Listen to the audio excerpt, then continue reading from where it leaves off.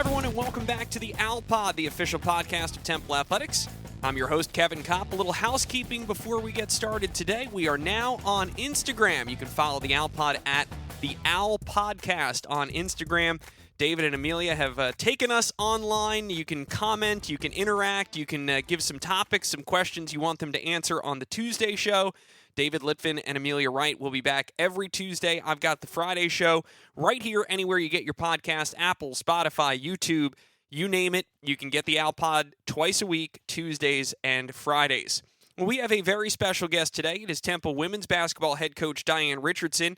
Coach Richardson entering her fourth season here at Temple, back-to-back 20-win seasons, the 2023 American Conference regular season champions. But the reason that we are talking with Coach Richardson today is the Match the Momentum campaign. We're going to talk some more about it, what it is, how it came to be, but I want to encourage everyone to get involved. Legendary head coach Dawn Staley, who got her coaching start right here at Temple. She's a product of North Philly, has won multiple national championships at the University of South Carolina, is matching any donation made to the Temple women's basketball program this week. This ends tomorrow, that's Saturday, but dollar for dollar, any amount that you give to Temple women's basketball will be matched by Dawn Staley herself. So get involved. Go to TempleOwlClub.com. Go to OwlSports.com. You can find all the information you need about the Match the Momentum campaign. So we're going to talk about that and a great personal story for Coach Richardson that led her into coaching. That is coming up next on the Owl Pod after this quick word from our sponsors.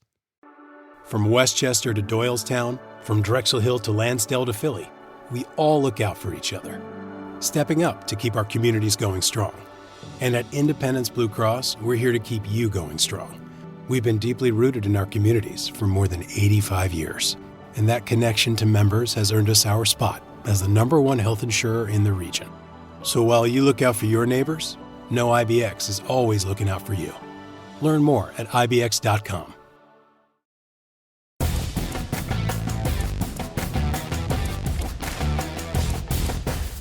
Rarely do we have some breaking news, but, I had heard kind of through the grapevine what was going on, and I saw on social media this morning, you and I were sitting here on Monday, the exciting announcement of the Match the Momentum campaign.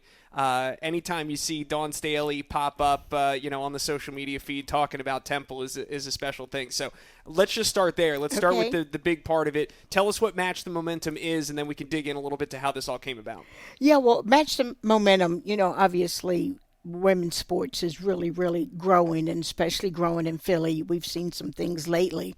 And I had a conversation with Dawn Staley this summer when we were both out recruiting and talking about what we're trying to do with our program here at Temple. And that, in today's landscape, you have to have some money. Yeah. And we talked about some of our fundraising efforts and things like that. And Dawn offered her help. And I was like, if we could use that and use your name and see if we can get matches. And we talked about it a little bit in the program, and here we are. And the official kickoff is today. And hopefully some of our alumni and our donors and fans and friends will step up to the challenge. And so the conceit of the concept of the challenge is that for this period of time, it's a week, right? So starting on Monday now, as folks are listening to this on Friday, so we're getting to the end of the week, so folks have got to act quick. Yes. So basically what she is offering is any dollar that gets raised for Temple women's basketball in the course of this week, dollar for dollar, she's going to match. She's going to double it. She's already given us an amount. And we told her that, hopefully we can raise up to that amount. So we're hoping we can raise up to that amount, and she'll match that. So I got to imagine, and I think this is part of the whole thing, but I can't imagine that, and I know that NIL is still new and evolving, and donations to programs is nothing new, but I think the context in which this arises is because of the NIL era, right? And because of, like you said, it takes money to compete now. Correct. I can't imagine it would at least be easy to find another example of a sitting head coach who is technically speaking your competitor. Correct. Is willing to not just give. I think there's probably situations where, a coach has a relationship with a school and they might be willing to do something quietly. I think it's the visibility of this and the fact that, the head coach of South Carolina, one of the preeminent programs in women's basketball, is using her platform to say, hey, pay attention to what's going on in Temple, pay attention to what's going on in Philly. I think beyond the money is important, but I think that sort of visibility and camaraderie and all of that, I think, is kind of even more meaningful, right? Yeah, and Dawn has always been a pioneer with women's sports, and she definitely uses her platform. But one of the things that ties her here is because she's from North Philly, and obviously, like she said in her video, anybody that played basketball played at Temple, and so they came to Temple and they played on the courts here, and then she got her start here. So there's some extra ties to Temple with her, but more importantly, she wants us to continue to build in this area for Philadelphians and young girls too, to be able to see this program and where we're headed. And we've put a lot of time and effort into building the program, building on her and some of the other coaches have started. And it's a sense of pride for her as well as us. Well, absolutely. In fact, just yesterday being Sunday, as we're sitting here recording this, yesterday was Sunday, so I was here for the field hockey game against Penn, and my wife and kids came afterwards because we were going to boo at the zoo. So we're driving from here, where we are in Temple, just over to Girard Avenue and the zoo. And, to cut through Fairmount Park, you go right down Diamond Street. So you go right down Dawn Staley Way. And That's I'm seeing right. this, and I'm pointing them out, and the kids don't. Right. They're not grasping it. But Kate understood because she, she went to Rutgers when C. Vivian Stringer was the coach there, and she wrote for the paper. So, I think just being able to really get a feel for, again, almost we can see it out your window is how close it is. And again, I think it's special. It's always funny, the connection with Dawn, because she didn't go here. It feels like she should have. Because she's from here, and she coached here, and she did so much. But, again, I think that aspect of her tie to the area and Temple's tie to the area, that synergy is it's really special. Yeah, it definitely is. And she always has a sense of pride for North Philly. And, I mention Temple every time we talk. So yeah. Now, that reminds me, because when you got the job here at Temple, so this is going back now 3 years, going into your fourth season. Yes. Going into your fourth season. So 3-ish years ago when you got the job and we're doing our first interview, I just remember, it's kind of a stock question when you talk about Temple women's basketball. You talk about Dawn Staley because of what she did when she was here, obviously what she's gone on to do, and the way that she has almost kind of transcended the sport. And I'm just wondering, obviously this is kind of a public culmination of it, but how has your relationship with Dawn kind of grown, evolved over the course of the time that you've been here, kind of stewarding the program that she did so much for? Yeah, we have a great relationship, and obviously it's gotten even closer since I've been here at Temple. And our athletic director tells me I got the job because of Dawn, because he called and asked her for a reference, and she said, if you can get her, you better get her. There you go. And just I've always been able to lean on her and talk about women's basketball and how it's expanding. And she's been great. Always. She takes my calls, she takes my texts whenever I ask her, and she's been a great, mentor. I know I'm old, but Dawn's been doing a lot more than me in this space, and I rely on her.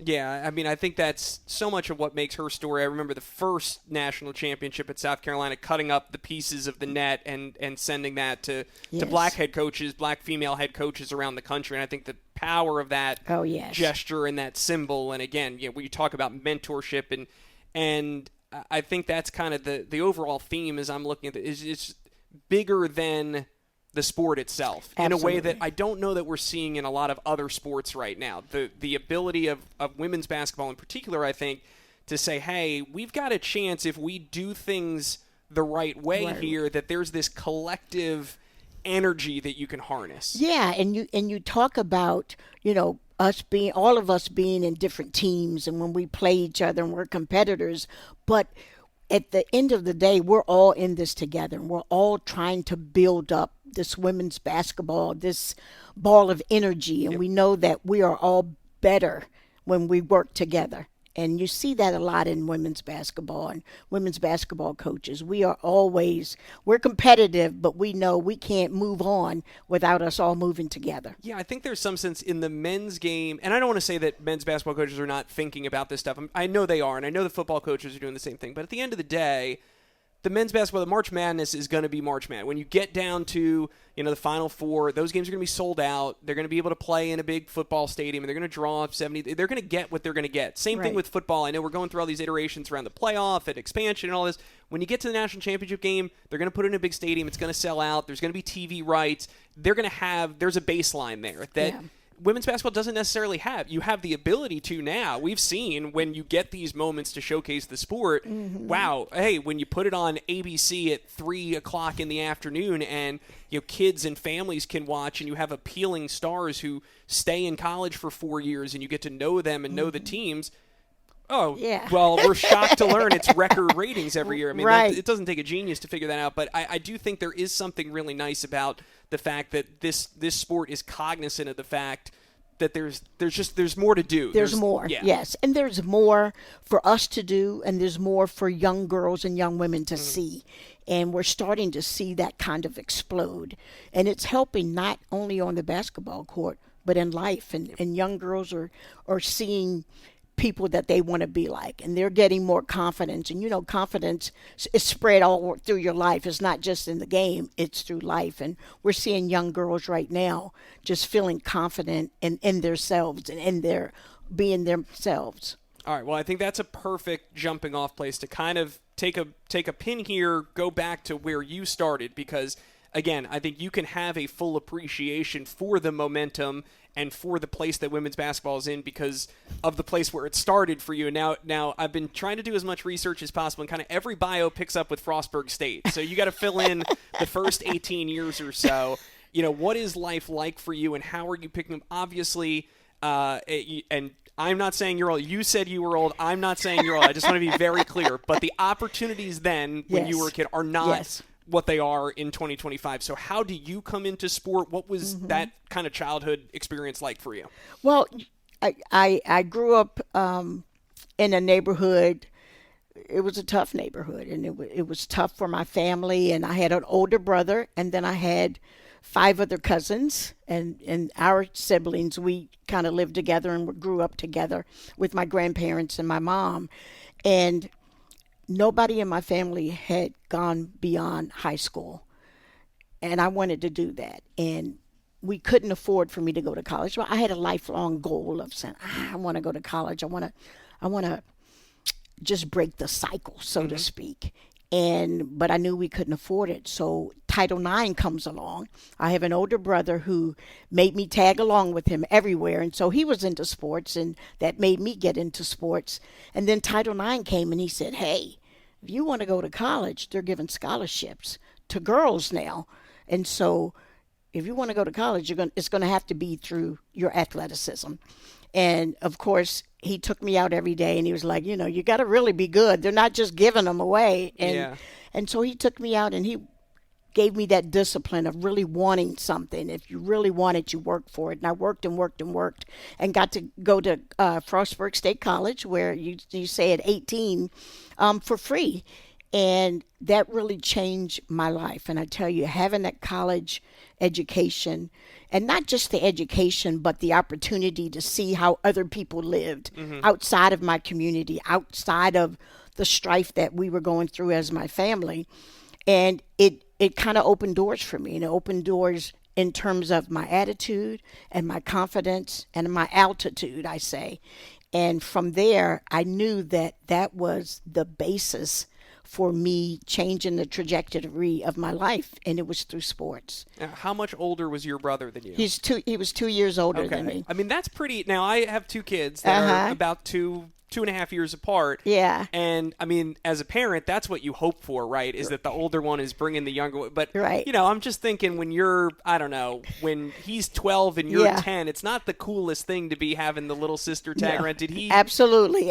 But he was forced to do that because my mother said, you are not to leave this house unless you take your sister with you. So if he wanted to go outside, he had to take me with him. And, I spent many a time sitting on the side or sitting on the curb watching him play basketball or play football or baseball. And then we got to the point where I started running, and I was really athletic. And I tell you, at 9 and 10, my brother used to bet people on the streets that his little sister could beat them in running, and we literally. So you guys had a hustle. Yes, he had a hustle, and I tell you, and he would bet $1 or $2, and I would win the race, and I would just be so elated that I made him feel good. Yeah. But he was collecting the money. I never saw a dime. Never saw a dime. And but that's good. That helped you keep your eligibility. Probably. Absolutely. So, yeah. So he probably bought sneakers and all There you that go. with that money he made off me running. That's great. That's great. Well, and again, when you're the sister to a brother, when you're the younger sibling, it's all of that. You've got to prove yourself. You know, you have to do it twice as hard. You know, what do they say about Ginger Rogers? You have to do everything Fred Astaire did, but backwards and in heels. You got to do everything. You know, and I had to do that to get his attention because he was also mad that I had to tag along. Now, Title IX comes out in 72. 72 initially. It was passed, but of course it took a little while to come, you know, down the pike. And I graduated from high school in 76. Okay, and so you go to Frostburg State, and now you play basketball and ran track. And ran you did track, both things. yes. What was the student-athlete experience like then? Because, you know, now that we're some years down the road from the student-athlete experience, I mean, just in the last 10 years has changed so much. I'm just wondering, what was that time like? Because it was still, I mean, it was even pre-NCAA. It was, what, AIAW? AIAW, So, you know, at that point, what was kind of the student-athlete experience like when it's still kind of being formed and Title IX so brand new and those opportunities, they're kind of building the plane as they're flying it. What was that like? Yeah, it was definitely not like today because not only did we not get money, we missed our meals most of the time because we got out of practice a little bit after the cafeteria closed. So I think I may have gotten some speed from that, sprinting from practice to the cafeteria to make dinner. But, you know, it was different for me. And I have to say, when I went to Frostburg, I was the only black student on the basketball team. And so it was a different culture for me. And especially coming from my neighborhood where things were a little tough. Yeah. To being able to be on a team with people that came with houses and grass and all that other stuff, and just listening to them and listening to their world compared to my world. And it made me want even more. And I knew I had to work hard. And, you know, through basketball and having those friends on the basketball team and then traveling. And in some of the time, again, it was back in the 70s, and so there was still a lot of, you know, segregation. Yeah. And being the only black person on my team, we would travel. And in Frostburg, you know, not a big school, so we traveled by little vans, and we would travel to play games, and we would go to, let's say, in West Virginia to play Fairmont and stop to eat, and we would all go marching in, and then when I march in, they say, "Oh, you all can eat here, but she can't." And so I went through a lot of that. And I come from Washington, D.C., where you don't see all of that because it was majority black people. But my teammates and my coach stood up for me. And they said, if she can't eat here, then we won't. And it got to the point where we were bagging our lunch, you know, on the road so that they wouldn't have to see me go through that. And it was a way, them standing up for me and people like them that were allies that helped us get to where we are today. Yeah, it's crazy to hear that story and be sitting across from you and sitting here in 2025 and think, again, you know, I know it's one of those things, it's like you see that footage in black and white and it makes it feel sometimes like it's 100 years ago, and you think in the span of a lifetime, not even an older lifetime, just, you know, how recent that is shocking. But you know, you take this experience, and obviously I'm sure that part of that and the way that you're received and taken care of and looked out for, I mean, that informs everything that you've been doing in the time since. And I know there's kind of a parallel between your coaching advocacy and your success in the private sector, and you've kind of taken a little bit of a circuitous path to get to where you are. Coming out of Frostburg, you would graduate in 80, and I know, just as an aside, I've seen everywhere that you were selected to the 1980 Olympic team. This is in track. Yes, in track and field. Now, this is the Olympics that the United States boycotted. Yes. This is the Moscow Olympics that we didn't go to. What was that level of height and disappointment? Yeah, What, it definitely was. We worked hard, and back then you were a member if you won your region. So there were the 4 regions, and so I won the region in the 200 and the 400.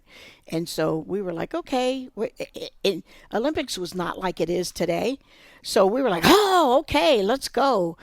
But then with our relationship with Russia at the time, because Russia was hosting the Olympics, it was scary, to be quite honest. It was scary. And so when President Carter said the United States athletes are not going to Russia, it was not as big as a letdown as you would think, because we were afraid, because there had been some incidences before with athletes overseas. And so after that time, it's like, okay, well, let me just live my life now. Yeah. Let me go get married and have some kids. And that's what I did. So, and if I look at it now, I would be really, really disappointed and sad and all that. But I did get a chance to go and coach in Russia and in Moscow, and went to the track where we would have run and just put my feet on it to say, okay, I was there. Full circle moment that you did make it after all. Yeah. So tell me about, because obviously your coaching was not the first thing on your mind, and again, was not the type of profession that it is now. I'm sure that your coach at Frostburg was, Yes. not making a No. substantial amount of money. No, that was even no. a full-time position Yeah. at the time. So, Yeah. what are you doing? You get your master's from Central Michigan in 1984. Is the mindset just to kind of go into business and start your career? What were you looking to do? I wanted to go to college so that I could get a good job, so that, again, breaking that cycle. And when I graduated and started working and went on to get my master's. And then I had my first child, Dana, in 1984, who, I was a scholar athlete. My husband was a scholar athlete at Frostburg. He was the point guard on the men's team. And we got married and had our first child, Dana. And Dana was born, and we kind of knew something was wrong, because she wasn't sitting up or doing any of the things that babies do. And, we just kept going to the doctor saying, what's going on? And then finally at 10 months, she was diagnosed with cerebral palsy, and then severe muscle delay, severe mental delay. And I was in banking then, just trying to make some money. Yeah. And the doctor said that she will probably be a vegetable the rest of her life, not be able to walk or talk or eat regular food, or just not even understand what we say to her. And it was very, very grim, especially for 2 athletes. And the doctor said, my advice would be to put her in a state home and forget about her. This was a once in a million thing, and there's no genetics to it. Just put her away and move on with your life. And I've got to tell you, I did go into shock, kind of like, oh my goodness, and just couldn't really grasp it. And my husband, who loved him, said, this is a way that God has said, you all are prepared. You all have, you've been great athletes. You've changed your lives. I was a psychology major at the time, and he said, better us than a teenager, an unwed teen that wouldn't be able to handle this. Wow. And that just kind of woke me up, and we prayed so hard about it, and we said we would give her everything that we could. And so I knew that, so I stopped working to be able to be home with her, but I knew I had to make some money to provide therapy for her. So I put my mind and my body into overdrive and started doing what I like to do, and that is counseling people on money. I mean, I had gotten my master's degree in finance, and I was in banking. And so I did that, and I started doing that part-time and started to make a lot of money because I was on commission, and I had this burning desire to provide for Dana. Like, we are going to get this therapy. It was $375 more a week. And it started from that, and I started to make more money, and then I said, you know what, I'm making more money doing this. Let me go out on my own. And I did, and I started my investment firm and went from there, and just had the same passion that I had in helping Dana to get better, the same passion that I had in helping people to save money. and we were just blessed, and our company grew and grew and grew. And I knew that I had something to share. Yeah. And by the way, Dana took her first steps at 7.5, wow. and she ran in the Special Olympics at 12. And so they said she would never do this, that, or whatever. And it just, I know that with prayer and positivity, anything can happen. She eats regular food. She can out-eat anybody in our family, believe me. She has her medals from Special Olympics, and she's doing great. And she's been just a testament to perseverance for us. And I knew that this kind of path just led me to be more apathetic and to understand all of my blessings. And the biggest one was me getting an education and going to college. And so my husband and I kind of built companies, and we were successful. And Dana was growing and growing, and I had another kid. And then one day I said, he's from the inner city of Baltimore. Let's try to find a way that we can help these young kids get off the street and get a college degree. And it was basketball. And so we started donating to local basketball programs, and we went to see them, and we just felt so good about it because we were those little kids, from the inner city that somebody took a chance on. And I think after a couple of years, my husband and I said, let's take a team. And we took probably the developmental team. And we both coached for that summer in AAU. And we had some success because of our relationships of building confidence in the young girls and just seeing them evolve. And they started winning. And I said, this has definitely changed. It definitely changed my life, but it's changing these young ladies' lives as well. And we saw a lot of them build their confidence and be better in school and move on. And so somebody saw that I was successful in the summer with these little kids, and they asked me to be a coach. My high school coach asked me to assist her at an inner city school. I mean, we were inner city, and a lot of kids in there that had a lot of, things off the court problems, but the basketball brought them in.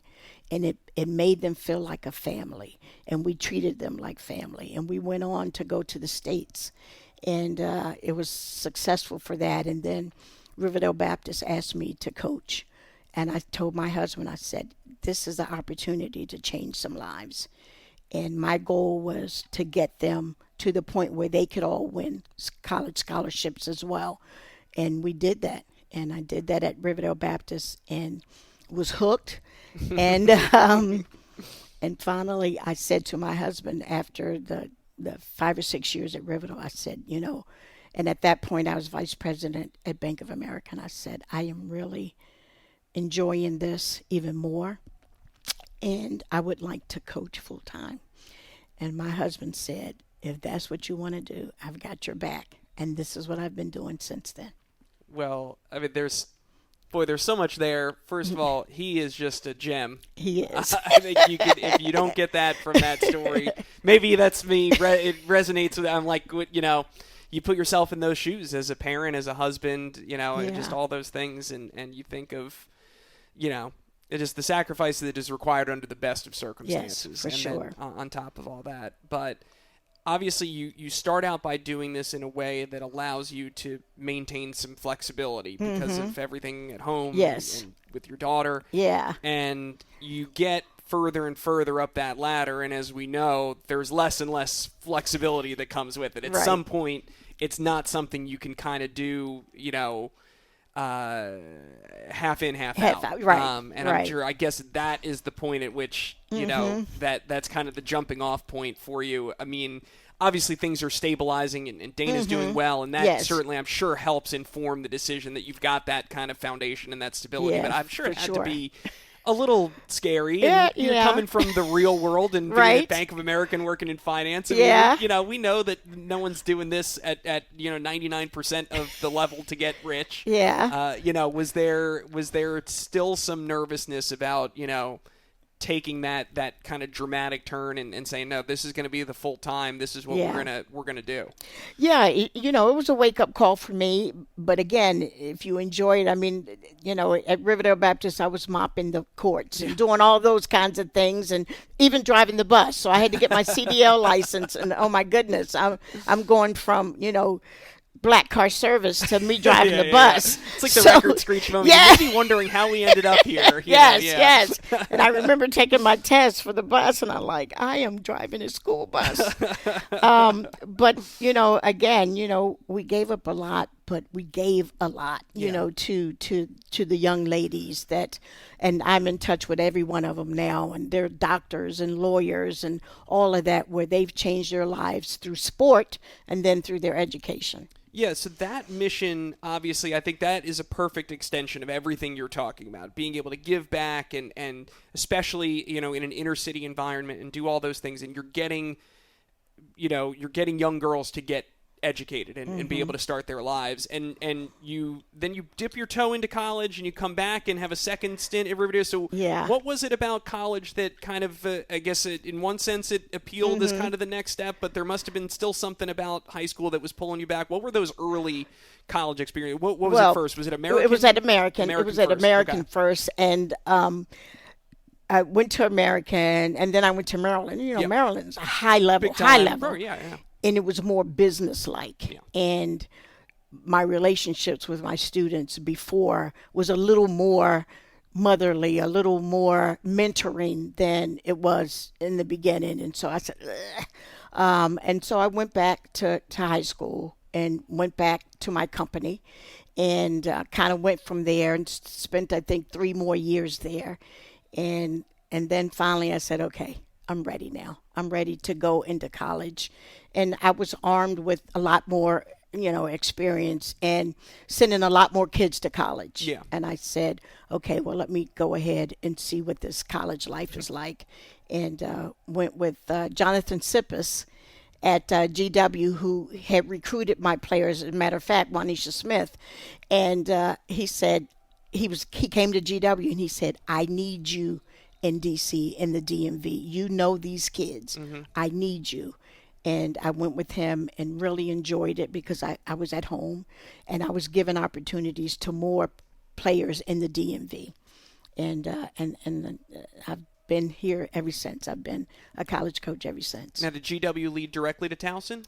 No, and then GW, and then I spent a year at West Virginia. Okay, that's right. And then that gets you to Towson. And then that got me to Towson. That's your first head coaching job. And now I feel like, and that's obviously going to lead, you have success at Towson on the court, off the court. You really build that program to a height that it had never been to. You take them to the NCAA tournament, 2 postseason bursts in 3 years, and that's what leads to the job here at Temple, which is to kind of bring it back to where we started with Dawn and carrying on that legacy. Now, I imagine then you get the opportunity at Towson.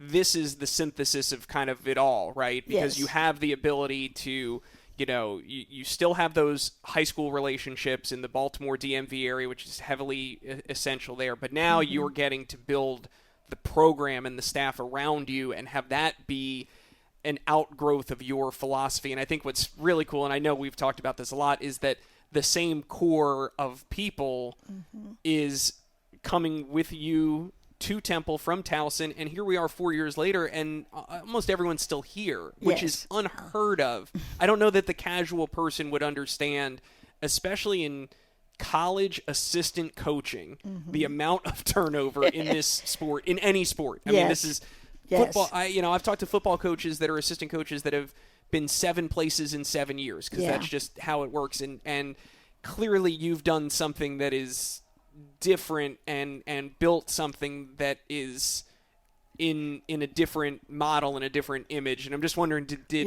kind of Towson and then obviously coming here to Temple unlock your ability to kind of synthesize all of this and build a program around it? Yeah, and the same with my staff, I do the same with my staff as I do with my student athletes, is building them up and giving them confidence and giving them responsibilities and being there for them, mentoring them. And I think that helps us with our student athletes as well, to see that our staff is kind of like family. and know that we care about each other. So we're definitely going to care about them. And so I don't want to ever get rid of any of them, so they can't leave me.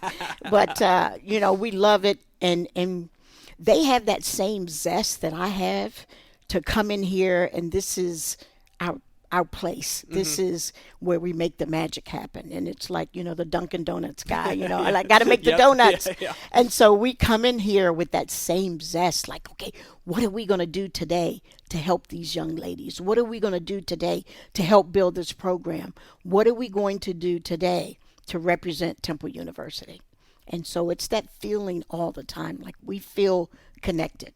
Well, it's kind of funny because we began this conversation by talking about money, and that is part of it. But everything that you're describing is kind of the antidote to sometimes we get wrapped around the axle thinking about the money and the dollars and all of this stuff. But I think what still makes college sports special is that what you're describing right there is that it's relationships, and it is life-changing. Yes. If you do it right and you leave with an education, it will change your life. I mean, you are proof of that. And so do you think that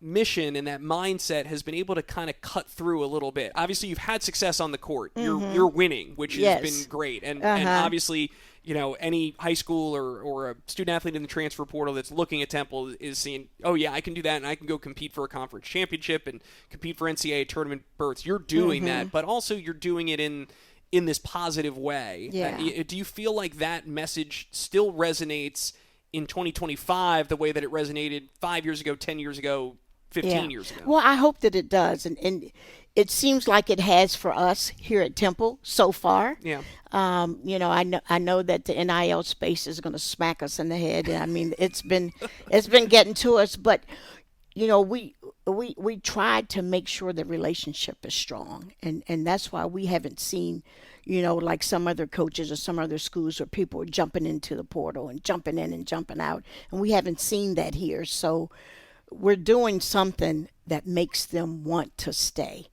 And it's that love for our student athletes. I know we did a team bonding thing not so long ago, and it was a trivia that said, how much do you know about Coach Rich?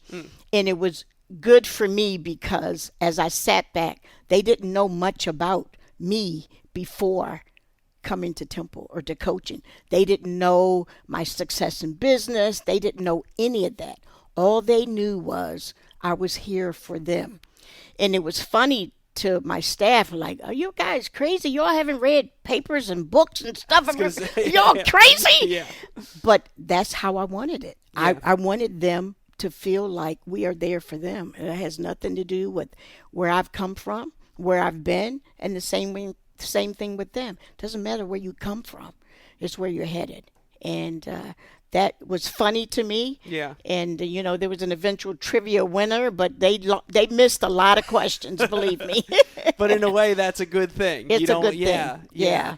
That's so interesting because, and also through your daughter, Jonquel Jones, you've had a taste of what it's like at the next level and her success, WNBA MVP. And I mean, and I'm sure on one hand, if that were part of your dream as a coach and you think about the next level, that opportunity might avail itself to you in some way, and through your connections, I'm sure that's something that you could, but I'm sure as you can attest, seeing it through her eyes and just observing, the way it works at the professional level, you do lose a little bit. You want to talk about kind of professional and transactional, how it was starting to feel in your early days in college. I'm sure there's an aspect of that you know, you're going to go there. There is a part of it that you lose the same ability to have a connection. There's a reason that a lot of successful college coaches have tried their hand at the NBA or WNBA and maybe don't have the same. And it's not the same. And and I have been asked to move up to the next level at the WNBA,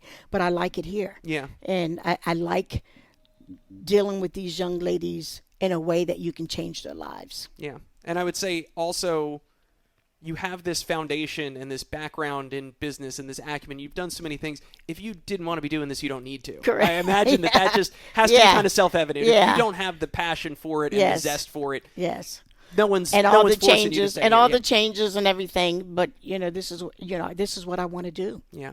Well, that is evident anytime anyone comes out to the Liacouras Center, sees your team, sees you on the bench with your staff, with your players, the passion, again, that family aspect that you bring, and then the team wins and they play with a really great style and at a high level, and it's such a treat. So I want to encourage everyone, because the season is just around the corner, starting in, Yes, 2 weeks now, yes. which is making me cognizant of all the time I've taken up. You've got work to do. The season starts at home on November 3rd. November 3rd. At 7 p.m. at the Liacouras Center. We want everyone to come on out. But, again, this week in particular, match the momentum. Where can they go if they say, hey, because I don't think that anyone has made it to this part in our conversation and is not a believer in the mission and what you're trying to do and how you're trying to do it. So we need Dawn Staley to reach into her considerable pocketbook and help us out with a matching donation. Where can people go? What can they do this week? Yes, if they go to owlsports.com, there is a link there that you can donate to Temple Women's Basketball, and we hope that you do. All right, everyone do that. Match the momentum. Every dollar donated to the Temple Women's Basketball Program this week will be matched dollar for dollar by Temple legend Dawn Staley, and then come on out, support the team beginning November 3rd and all this year at the Liacouras Center. Diane Richardson, thank you so much for your time. This has been great. Thank you, and go Owls. All right, that is this week's episode of the Owl Pod. I want to thank my guest, Diane Richardson, and remind you, get involved with Match the Momentum. The deadline is tomorrow. That's Saturday, October 25th. You can match any donation made to the Temple Women's Basketball Program will be matched dollar for dollar by legendary head coach Dawn Staley. So get involved, TempleOwlClub.com, OwlSports.com. Find all the information you need to help another successful season for Temple Women's Basketball. And a reminder that the season opens for the Temple Women on November 3rd. That is at 7 p.m. at the Liacouras Center against George Mason. All right, that's going to do it for us today. I'll be back with you next Friday, but we've got David and Amelia on the Tuesday show, so make sure you check that out anywhere you get your podcast, Apple Podcasts, Spotify, Amazon, YouTube. Make sure to like, subscribe, leave a rating. Follow us on Instagram at The Owl Podcast. I want to thank our entire team, Christy Bannon, Justin Miller, Prince Moody, our executive producer, Dan Lobaz. I'm Kevin Kopp. Thanks so much for listening, everyone, and go Owls.